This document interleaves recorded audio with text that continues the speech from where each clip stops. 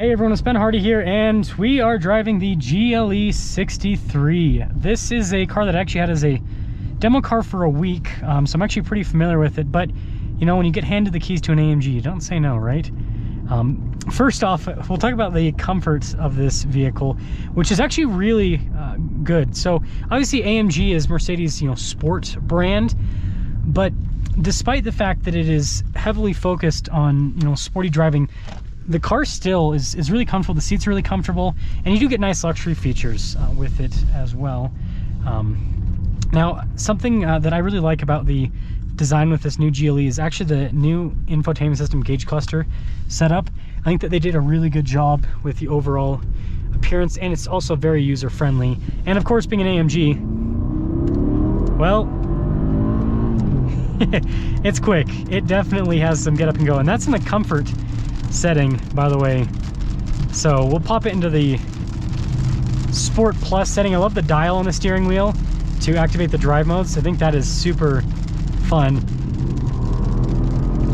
But yeah, this thing it pulls like a freight train, and you get the burbles out of the back. Sounds super cool. Now, you also do have the manual mode with this, which the 9-speed is super responsive in the GLE. That's one of the things that I think Mercedes does a really good job with, is their automatic transmission. It's just like snappy with the gear shifts. Now, something else to note, obviously this says 4MATIC, which I guess will be good in the rain. It puts down the power amazingly well. That's one of the things that I really do like about the 4MATIC system. Now, some other stuff, touch points in this are actually, obviously it's expensive cars, like $140,000 plus, but the touch points are also really good. The steering wheel, like the perforations here, you get a good grip, but it also feels very premium. And then soft touch at the top and at the bottom. AMG logo is pretty fun.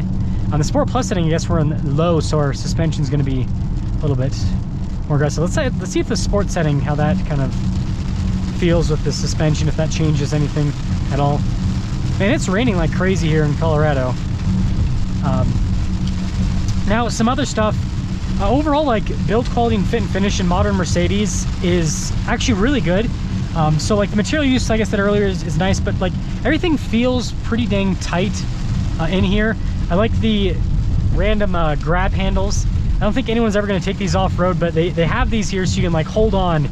It's just like a Mercedes heritage thing. Now, this road actually has a bunch of potholes, and so let's actually pop it back in comfort mode to see how that kind of go over. Oh, now the Mercedes is trying to cancel. Let's see how long this takes. No. Cancel. Let's see if okay, there we go. Yeah, the voice activated infotainment systems, they're interesting. I personally, whenever I'm in a car, maybe I'm just old school, I never use them. It's just like if I don't know, if I have to like use something, it's like you just either use the keypad or the infotainment system, whatever a car has. That's weird. So I guess it's raining really hard in one place, and then it's not so much over here. But yeah, what I was talking about with the suspension over the potholes is, I mean, you definitely feel it, but the car doesn't come unhinged, right? It stays nice and planted, and so they've done a really good job with that side of things. But you can definitely, I mean, you can definitely feel what's happening, but it's less so about the suspension of the car, more so about the fact that it's unibody, right? So being more rigid, when something happens, it's just going to go through the entire car. Now, some other stuff here with the GLE, I guess that we'll get a little pass here. So crazy. And I mean, the thing that's so crazy about this 4-liter V8 is it doesn't feel like it's slowing down. Like, you get on it and it just feels like it just keeps going and going and going, and there's just unlimited power, which is crazy in an SUV, right? This is ultimately a vehicle that someone's going to daily drive, family car potentially, and yet it's just, yeah, it goes that fast and it just doesn't stop. I can say that I don't know this personally, but I've been told by some people that even above, you know, triple digits with this car, it still does really well. So this is in the comfort setting, so obviously not the best handling. You can feel the weight when you go around corners. It's a big, heavy beast. Yeah, that's so fun. It's so fun to have that much power on tap all the time. So to, I guess, wrap things up with our short, rainy, random drive. Actually, you know, we'll get some corner stuff here. We'll pop into the sport mode again. And then we'll wrap things up after I see kind of more of the handling, but in the sport mode. Or actually, let's do, yeah, no, that's good. So the suspension's lowered, so it should handle better. But I imagine I'll still probably be able to feel the weight with the GLE. And if you want like sharper handling with the crossover with Mercedes, you'd go GLA, GLC class. The E-Class is more about comfort and then obviously insane power. Yep, we're back in the rain. This looks like fun. Yeah, we'll say it's handling really well. It's doing a good job. This is a fun road. The rain part's not exactly the most exciting. Now we're like inside of the clouds, so it's gonna be super, super rainy. But